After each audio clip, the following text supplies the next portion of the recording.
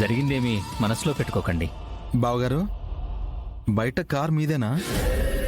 బాలే ఉందే. అంటే పాత కార్ అంటే కేదార్కి కొంచెం ఇంట్రెస్ట్ ఎక్కువ, అందుకే అలా అడిగారు. పాత కార్ అంటావేంటి దాత్రి?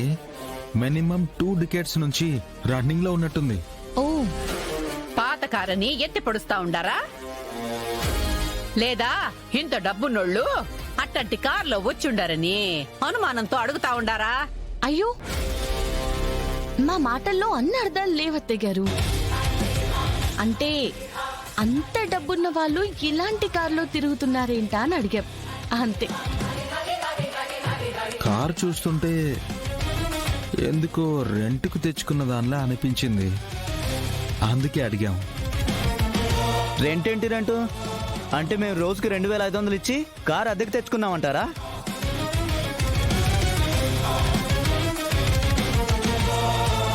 ప్రైస్ అంత కరెక్ట్ గా ఎలా చెప్పారు బ్రదర్?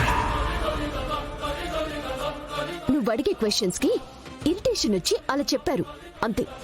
వాళ్ళకది సెంటిమెంట్ కారు కావచ్చే, నీకెందుకే అవన్నీ? ఏందమ్మీ కౌశికి, వాళ్లతో మర్యాదగా మాట్లాడతామని చెప్పి మళ్ళా ఇలా మాటలతో హింసిస్తా ఉండారు. ఏదో తెలుసుకోవాలని అడిగారులేమ్మా, దానికెందుకు డిస్కషన్ పెడుతున్నావు? ఈయనొకడు ఇంట్లో ఆడపిల్లల విషయం అనగానే పెద్ద ప్రేమ పొడుచుకొచ్చేస్తుంది.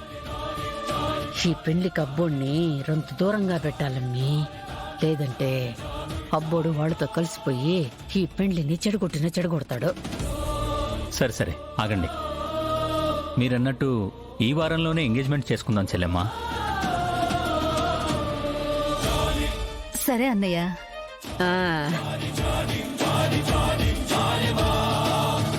ఇంత మంచి సంబంధం దొరకడము నిజంగా నీ అదృష్టం శ్రీవల్లి.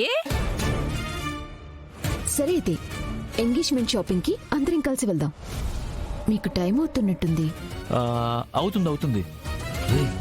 డబ్బులు అడగరా?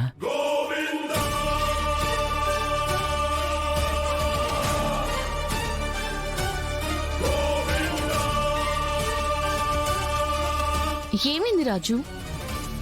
మాతో ఏమైనా చెప్పాలా? ఏదైనా అడగాలనుకుంటే అడగండి బాబు, పర్వాలేదు. అడగరా? అడగాలి, కానీ ఎలా అడగాలో తెలియట్లేదు అంకుల్. అంత మొహమాటం ఎందుకు? పర్వాలేదు, అడగండి. అడగమని నేనేమి చెప్పలేదే. ఏం అడుగుతా ఉండారు వీళ్ళు? అంటే కౌశికి గారు, మా ఆచారం ప్రకారం అమ్మాయికి గోల్డ్ బట్టలు పెట్టిన తర్వాత మేము ఒట్టి చేతులతో తిరిగి వెళ్ళ